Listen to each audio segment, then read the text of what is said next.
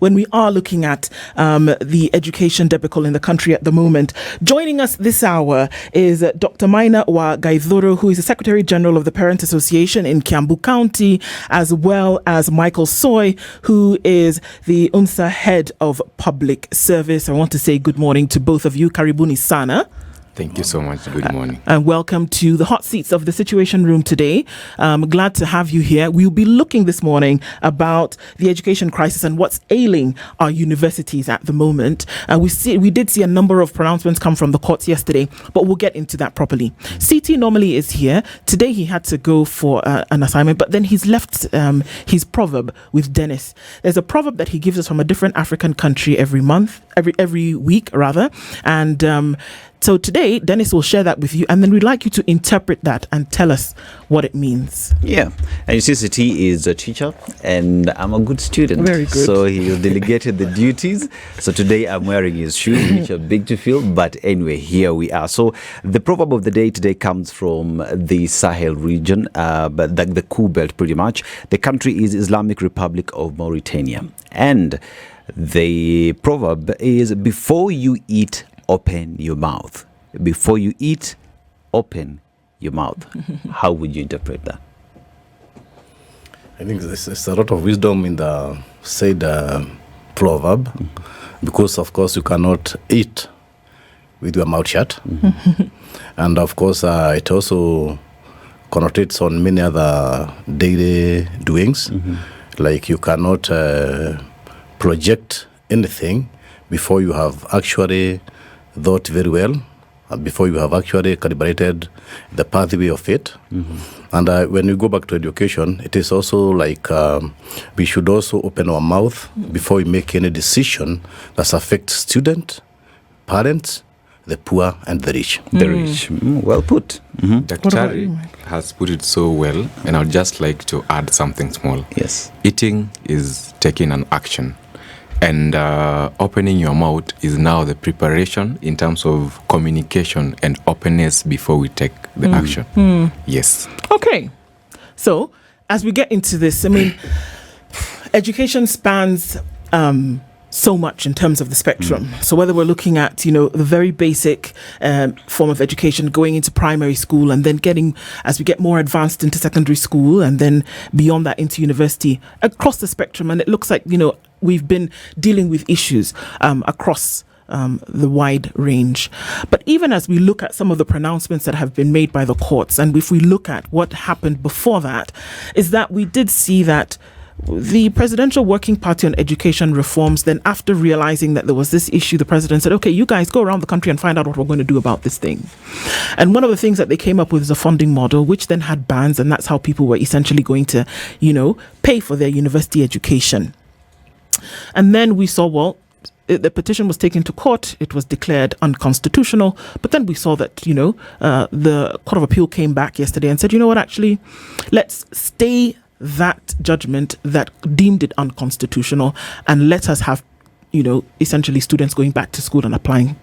But there seems to be a deeper problem. And I think that's what we're trying to look at today. And so let's hear from you overall what you think this particular issue looks like with an overview. Let's start with you, Dr. Thank you very much. I think before the old system was dismantled, I think there must have been something that went afoot, because it could have been interrogated properly and see what was going wrong and what was wrong. Because I think to us as parents, we thought the old system was okay because it was not discriminatory. It was giving money to the boom, or the money that is supposed to be given for education to everybody equally. And of course, there was also the bursary factor from the Minister of Education, and it was distributed to the most needy student. The new system persecutes the student to say where they come from. So as parents, we find it a bit discriminatory because students shy away or shy off to talk about poverty of their parent. It stigmatizes student. Therefore, student at a certain pace they gave the wrong information. They tried to insinuate as if their parents were also not very poor, and that's where we first went wrong. So I think the old system could have furnished well, and it could have worked better for everyone, because what we think is that everybody, according to our constitution, and every student have the right to access education. Everyone. So I think I don't want to say, because the quota is there now, it says that if you are not well funded, you can appeal. By the time you are saying you are giving people a leeway of appeal, is because there are a lot of gaps and there are a lot of misgiving in what you are doing. So I think rather than doing that, I think we should at once either furnish the new model of funding and make sure that the poor are identified from primary schools. If they are identified from primary schools, then we shall not be, say, draining anybody in this country. Michael, let's go to you and get an overview of what your thoughts are about what is currently happening at the university level when education is concerned. What happens is, from the start, we look what is the genesis of this problem. Why do we have the new funding model in the first place? It's because of the ballooning numbers of enrollments of students into the universities. And the capitation that we've always had from the government has been minimal. And the government had to look through and ask ourselves, how are we going to meet this problem? And that is what led to the introduction of the new funding model. However, the new funding model has had its own problems, right from the means testing instrument, how are we able to gauge what the student is doing. But when the dons in these fields come back and say, let us revert back to the differentiated unit cost, we are not heading anywhere. And when the stakeholders and the people who are concerned in making these decisions do not engage with the students, with the parents, and with the lecturers in the university, we are not basically heading anywhere. So the big question we should be asking ourselves is, how do we refine the new funding model to ensure that it meets the needs of the students, the needs of the parents, and the needs of the universities? So, Michael, you are in the student leadership Yes. at the university. So, in terms of, let's compare both for the sake of comparison, the old funding model and the new funding model. What Yes. are the students that you lead saying with regard to what worked for them? With what works, it's not about what the student is saying, but with what can work and what the documentation would say. And having gone through the documentation, you'll find that in the DUC, that's the differentiated unit cost, the government will take care of 80% of the cost of the program, and then the parent will take care of 20%. But there was the deficiency. Before the introduction of the new funding model, you realize that the government only remitted 48% of what they are supposed to submit. So there's a deficit of around 32%, and this 32% is what have been causing now the skyrocketing deaths in public universities. On this other hand, when we come now to the new funding model, they are trying to re-engineer how they are financing university education. So if I would think from the shoes of just a student, I would basically say, let us revert back to DUC and everything will be fine. But that will be at the detriment of the university.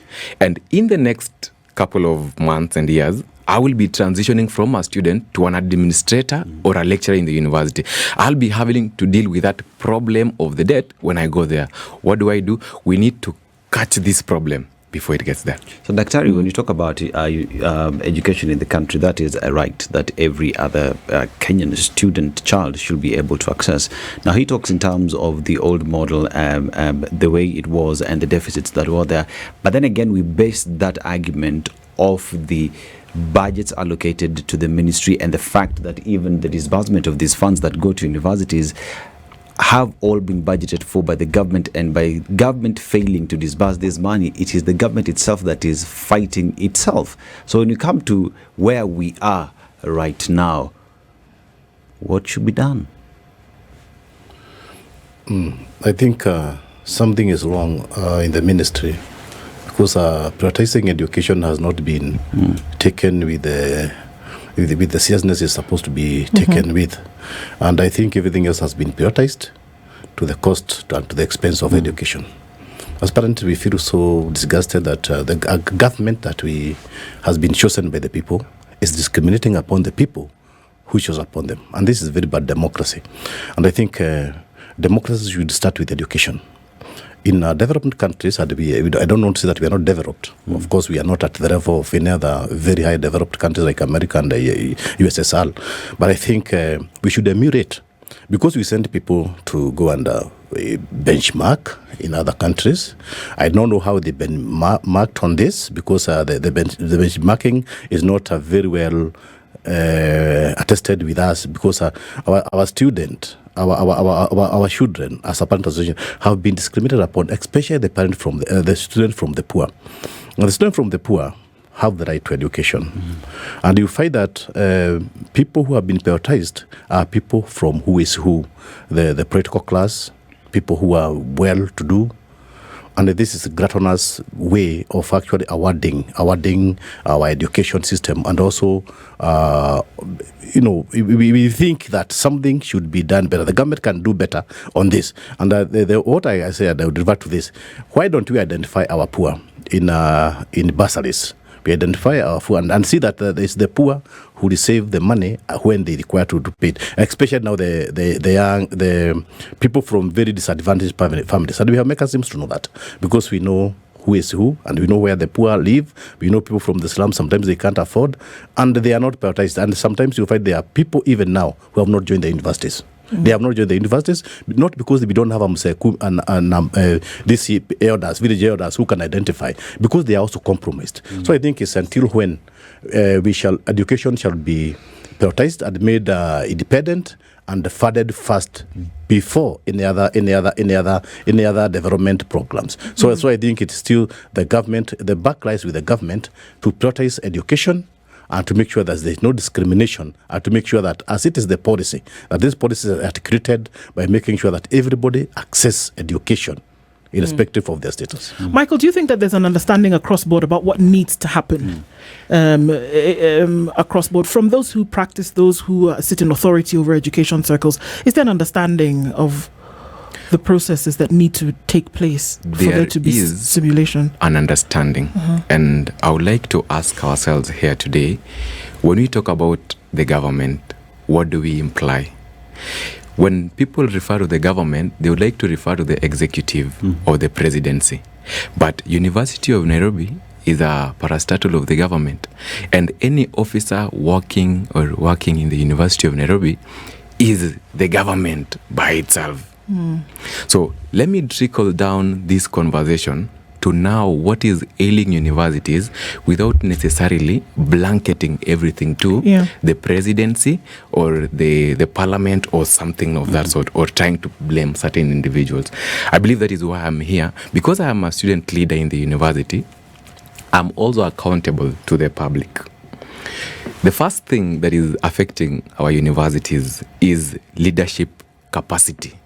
Are the people who are in these universities, do they have the capacity to lead these universities?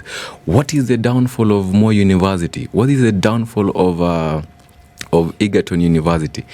Basically, leadership. You'll find that the appointments of the highest people serving in the university, from the VC, DVC, AA, and everything, to director finance and everything, initially, the dons in the university have made it to themselves that the university belongs to the professors.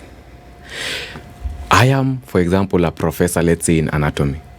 How will I be able to lead a state corporation to profitability? I am a don in engineering, perhaps structural engineering. How will I be able to deal with the finances of the university if I am entrusted with the docket of human resource and finance? I am a don in botany or zoology. How will I be able to deal with the human resource structure of the university? And that is why we are calling for professionalization of the running of this institution. So that whenever I have someone who has a CPAK and is dealing with the finances of the university, they will be able to know what is happening. But if a professor comes there and says, I am a professor, and he is from architecture and wants to lead that fact, how will he be able to lead the university? And that is where the first downfall has been.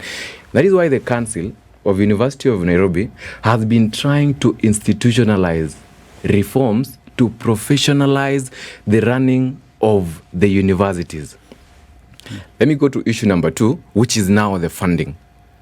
The funding from the government isn't sufficient and everyone is complaining. Our universities, Moi University, University of Nairobi, JKUAT, they have a great asset base to billions of shillings. Why can't we use the assets that we have to generate resources? I'll give you a reason why we are not using them. Because when the Council of the Universities tries to do something with the assets of the university, they don't run everywhere heckling and saying the council wants to steal university land, they want to lease out this property, yet they haven't done any contribution towards resource mobilization in the university. It's so unfortunate when the dons of the university are just there to draw from the university. But if you ask them, what input are you bringing on to the university? So can we get a clear-cut thing of, if, for example, you came to the university as a teacher, as a professional to teach, can we focus on that line? And then if you're coming to the university as a professional and as an administrator, can we give the administrators of the university to guide in terms of the directions towards sustainability of the university? So there have been manufactured wrangles, for example, in our great university, that, the council is not working, there is wrangles here, there is unrest here, but it's manufactured by a few individuals who are a part of the system in the university, and now external forces who are coming to create chaos. In amidst all these chaos that are happening in university, they thrive. And that is why now, and the people who should be able to clarify this thing, because of the stature of the office they hold, they can't come to Spice FM to come and elaborate on this issue. Have you ever seen the chair of council anywhere in the media talking about the running of university? Have you ever seen the VC, the current VC, anywhere? But left, right, and center, you'll find some people, specific individuals from unions, a specific union in University of Nairobi, not talking to us about the solutions to this problem, but saying the problem is with Ndu, the problem is with Daktari, the problem is with this. Where are we headed? But unions, one would argue, is there to represent the issues of their members. Of their members and not necessarily the students, unless it is a student union. And very nice. And even as we have this conversation, you raised pertinent questions, yes, leadership, but then again, when you talk about leadership of universities, what is the role of the government in making sure that these universities run? Because universities do not operate in its own. The government has a critical role in terms of allocation, disbursement, in making sure that these universities do run. When you talk about dons, and let's talk about the unions, these unions have collective bargaining agreements with the government in terms of their pay, and when that fails to happen is when they start speaking, rightfully so. And when you ask about universities, lecturers are giving back to the university, theirs is to teach. What else do they do other than meet the mandate, which is to teach the students? What else do you want them to do? What else do I want them to do? I want them to stick in the classrooms and follow up on the missing marks and ensure they have done. But now... And not raise complaints when their CBAs have not been met. Okay. It's okay. So they have now shifted and wanting to entrench themselves in the administrative side. And that is why the reforms in University of Nairobi that were institutionalized or initiated by Professor Julia Ojambo when she was the chair of council is what has salvaged the situation, because it asked around 200 lecturers who had moved from class to administrative tasks to, hey, can you go back to class so that we can improve the student to faculty member ratio? It's okay for the members of the union, and especially WASU that I'm referring to here, to represent the interest of their members. But when WASU rushes to court to sue council, Who rightfully handles their business. the question here is, what are you suing them over? Over. You're suing them over the administrative functions of council. The council is doing its work, but you're going there to say it's usurping the powers of so and so and so and so. So as we build on this conversation, it's important to know it's whose role to do what and where. But I think the government has also interfered very much in the choosing of the dons and the VCs, and there's a lot of vested political interest in the choosing and the selection. Because I think what you're saying is right. If it went in line with the professionalism, then we could not have any antagonism. But now we find that the government of the day has vested interest in the VC's office. For what reason, I don't understand. Because if the wrangles that were in our university recently, we saw the public domain when the Professor Kiambu was almost fought by almost everybody, and you can see they also go tribal. They go ugly, they go tribal, they don't go professionalism, they don't go educational way. So I think that is where we are losing a mark. The government should stop politicizing the offices of the dons, the offices of the VCs. Let the university shows the way he is saying. Let us use professionalism. Because if we choose professionalism and we choose an accountant to be the VC, then we know that the accounting of the university will be okay. As he said, if you antagonistically choose a physiology student to be the VC of the University of Nairobi, and of course they have no knowledge of or no know-how on accounting, let's also get the best candidate to be the VC of an institution in Kenya, and this will put everything right, because you will not be. You seem to think that if you have the right people at the head, that all of these issues that people are focusing on right now that are bringing problems will be sorted. If you had the right VC at the University of Nairobi, would we still, or any other university for that matter, would we then not have a funding model problem? You have said it's not about that the case? Because before we go to the break, I just want us to tackle that. It's not about. Is it the person who sits at the helm who insists then and makes sure that these other problems that are being faced by the system today will be sorted out? It's not even about the helm alone, but the overall of the whole system, from the VC, DVC, AA, the Chief Operations Officer, Director Finance, Director handling the students' hostel and everything. Professionalism. And then when you talk about the interference of the government, let's not make it a movers blanket. For example, the running of the affairs of University of Nairobi. The council does its work, and then the Ministry of Education, that is the CS, issues a revocation letter to his appointment. Why should you chase someone who is bringing reforms in the university? Anytime when something right is about to be done, you chase the council. Is the problem the council? You've chased them around 15 times. In a span of from 2020 to 2025, we've had 3. Professor Julia Ojambo, Professor Were, then Professor Anangwe. So there are some people in government. I want to start with the Ministry of Education because they issued the revocation letter and the courts have issued stay orders for Professor Anangwe to come back. There are other forces in the government and also in the parliament. You find that the parliament comes to University of Nairobi, says that the education committee is coming to sit in the chambers of University of Nairobi to look into this problem which is happening in University of Nairobi. But at the end of the day, there isn't any amicable solution that they come up with.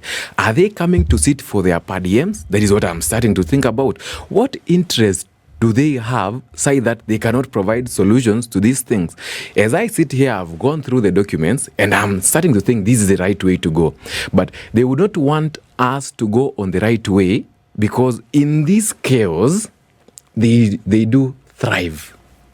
And we must talk, because the chair of council will not come and talk here because you'll say he's defending himself. Okay. The VC will not come and talk because you'll say he's defending himself. But we as the major stakeholders, as the students, we need to canvass these things. Then someone who feels that Michael Soy is saying something that is out of the act of Universities Act of 2012 of University of Nairobi Charter.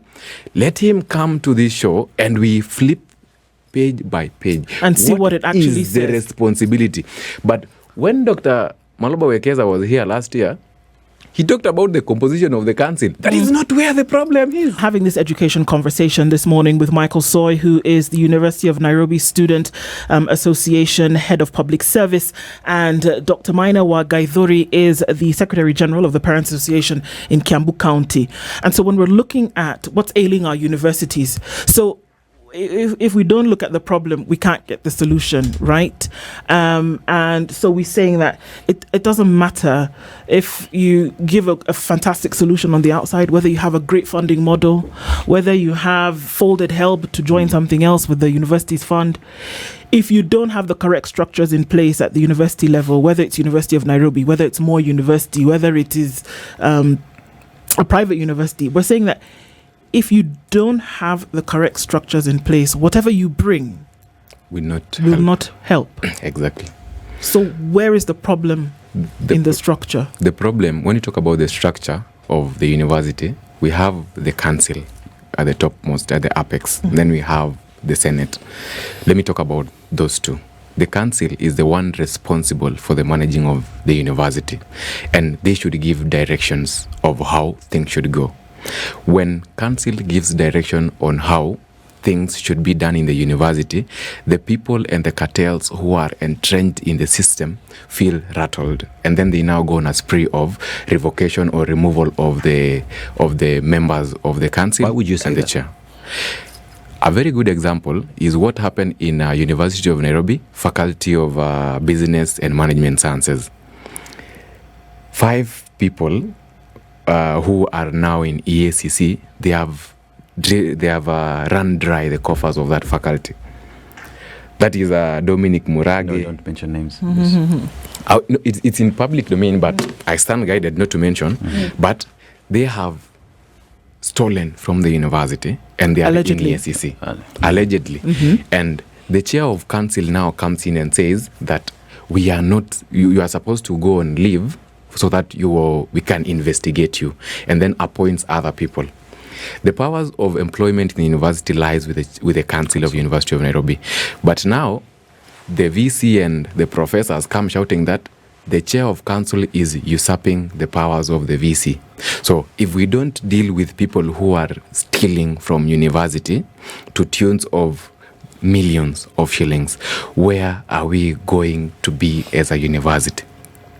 The other thing will be now, the people who are making noise all around, they are parties to this. One of the people who've been alleged to have stolen is a treasurer in the body that is defending the welfare. So by defending the welfare of our members, do we defend someone who's stolen from the little coffers of the university? Where will we be headed to? Can we let the council and the leadership of the university do its work? And then now, when these people are asked to justify their actions, they now run to parliament, they run to the ministry and mobilize for the removal of the person who is following up on the right thing to be done in the university. Can we let each and every person do their work? And if anyone is usurping whose power, we have avenues to be able to address that. So I cannot say that my brother here, Daktari, is usurping my powers, and then I will chase him away before I give him a listening ear. I will tend to ask myself, why was it so quick for the removal of this gentleman from the office that he holds? Then later on, I become vindicated when the court says, hey, what you've done is wrong. He needs to be back, and he's back in office. And the appeal that now we'll be calling and asking is, can we let the council do its work? When it does its work in the right manner, the universities will have a particular direction and it will be moving in the right trajectory. Yes. Doctor, what are the problems in universities as you speak today? Basically, as I will maintain they are political. And what I would like to say is that he speaks with insight, but from the outside, we see the another hand. We see the third eye and another hand. The third hand instigating and forcing universities, dons, and universities leadership in a certain direction. Finances cannot be ruled aside, because it's a country where everybody want to amass money for themselves, apart from myself, and you find that they don't know. I remember in one of it's amazing, or it is also true that when sister died, he said that his hands would have been moved outside the coffin to ascertain to everybody that nobody takes anything when they go away from this world. In very good countries, universities are run by the universities themselves. There's no political herd, and that's the way it's supposed to be. These are educationists, and let educationists learn the universities, let professionals learn the universities, and then these problems will cease once and forever. But as long as the political elite are always putting a herd, and they are trying to maneuver the leadership of the university, we shall not have our education light, and we shall always have our academic institutions listed low in the world over list of academicians. And I think sometimes you find out that even our neighboring countries don't want to employ somebody from Kenya because of the languages that are brought in by the political elite. So I think the current difficulties in leadership in our universities are instigated by our political elite. They are instigated by the Minister of Education, and the universities should be let to be an authority. If the universities are an authority on its own, then we can question them from outside, and then they should be every person should be allowed to castigate on the university. Why are you going wrong? Because this is your money. And then the government, if they on the bursaries, the money that they give the capitation to the university should be given on the right time, so that the bursaries that are supposed to be awarded by the Minister of Education to go right to the poor people should be given to the poor. And I think if we do that, then our education is going to be right, our universities are going to thrive, and we are going to all to be happy all the way to our economic advancement, because we shall have the right people, the right workforce. And then again, also in the intake of the university, we should be right. We should do the right things at the right time. What role, and I think this for both of you, what role do you think that the Ministry of Education, which essentially is the vanguard of a lot of these institutions that we see playing out, what role do they play in making sure that there's a proper running of these institutions at that level?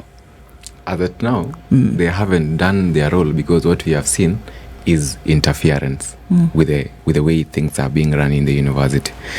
The other thing about now, the resources, which is main thing in the university, or the funding, we need to look for alternative sources of income for the university.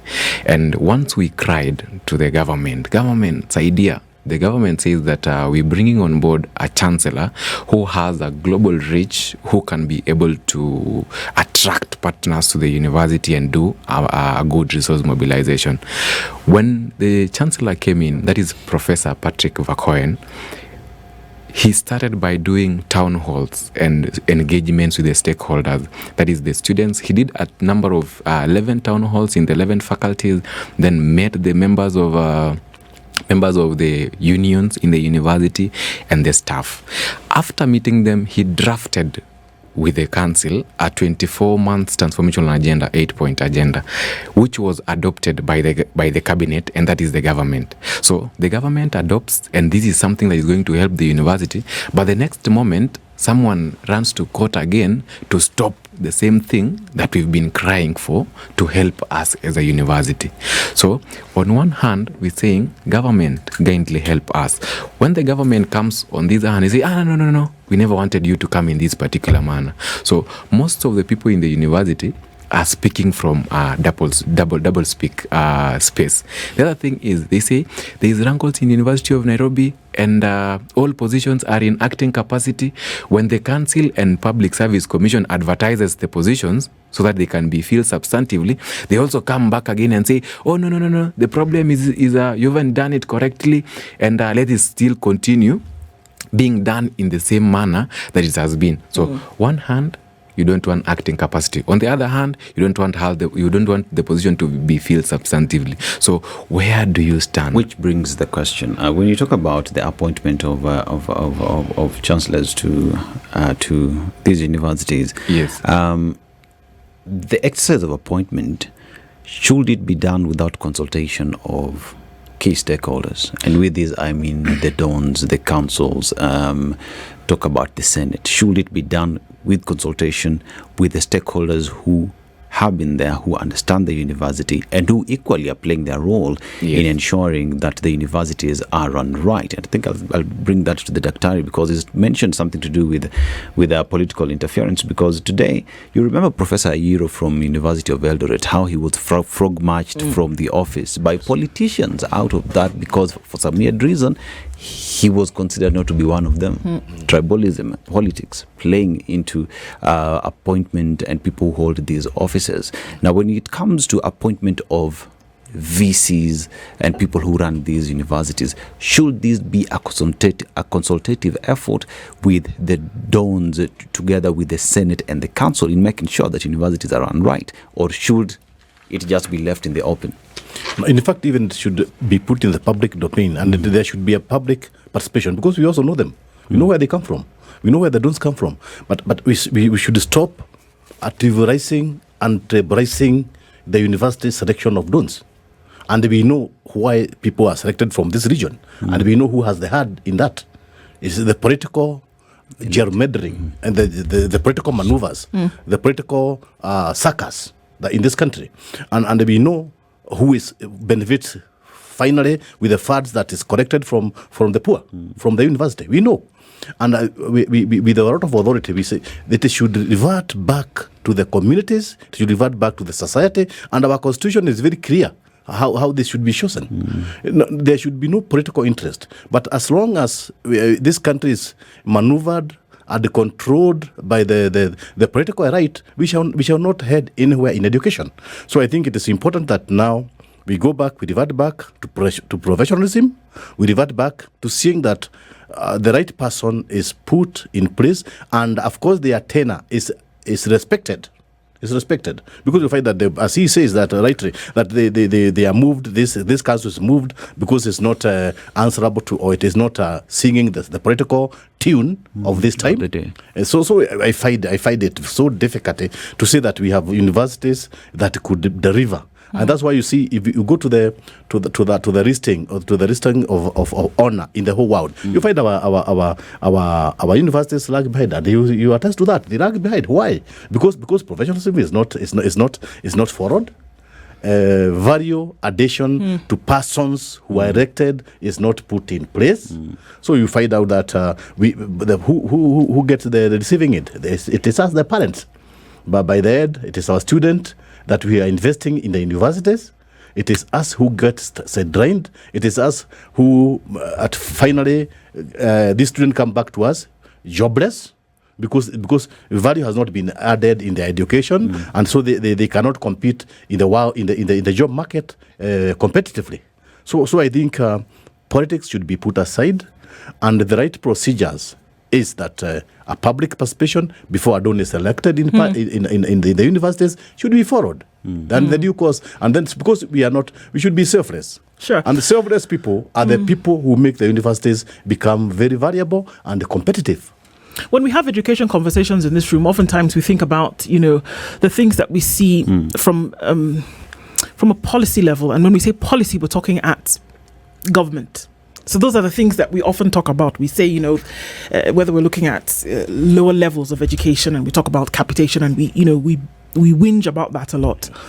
And then we talk about, the fact that the quality of education having dropped, we whinge about that a lot. And we say, well, the ministry has a lot of work to do.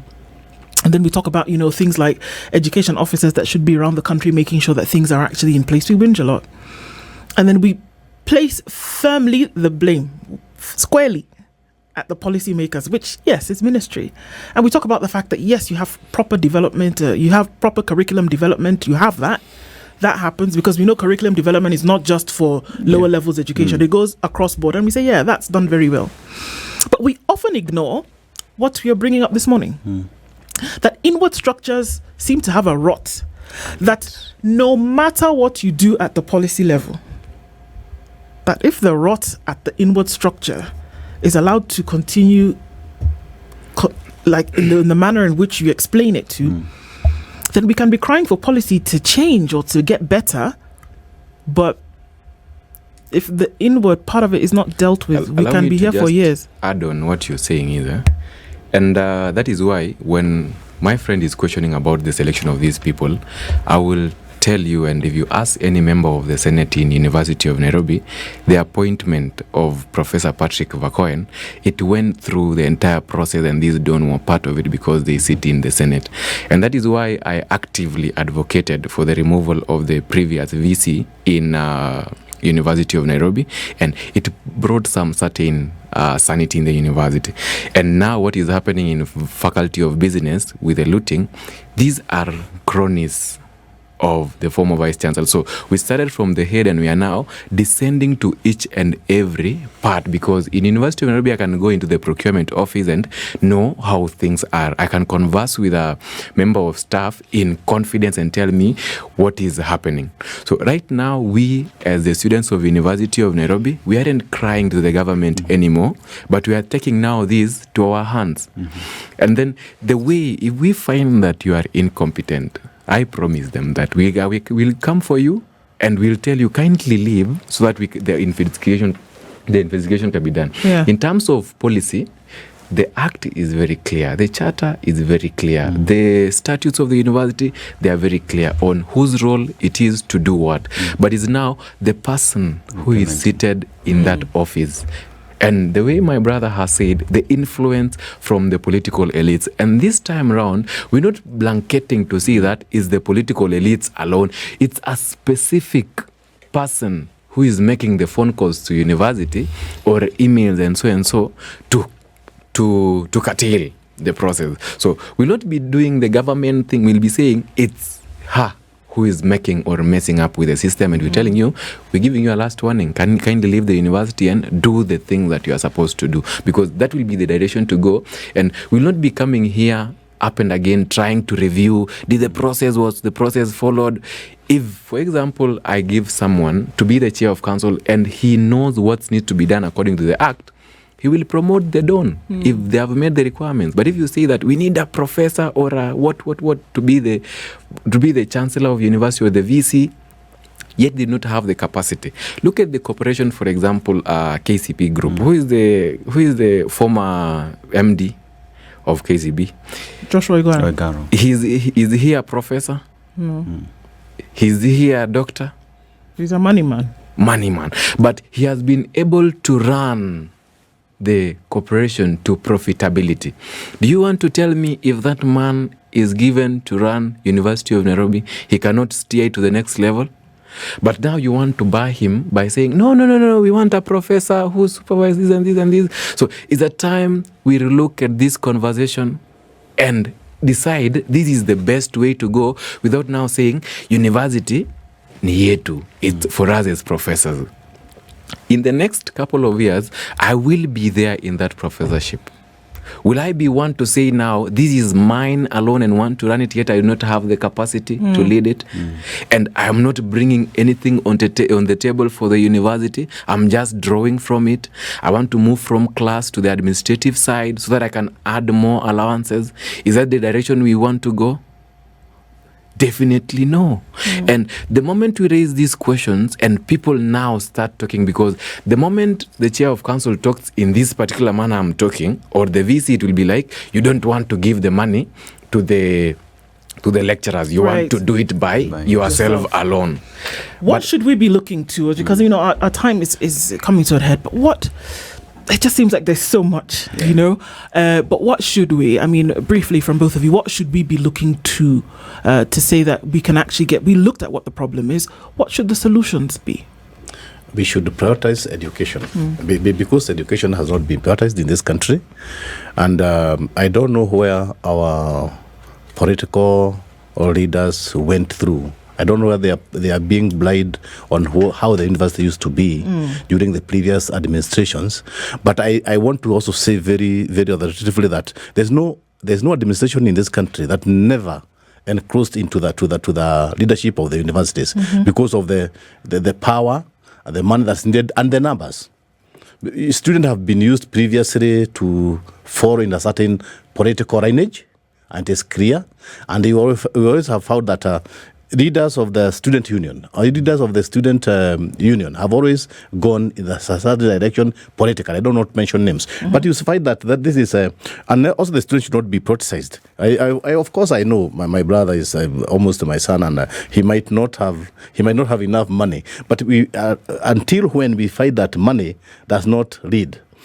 Money is good, but money is when it used to coerce you, then you become corrupt, and the corruption begins with leadership of the student from the beginning, because you started getting handouts. Yeah. So I should also try to tell the student, let's not get handout. Let's always get focused, because one time we shall find ourselves in the same quagmire if we don't change it now. Change now. And for you, quickly, Michael.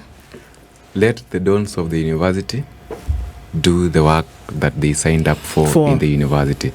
Professionalism in each and every sector is key. Just one last thing.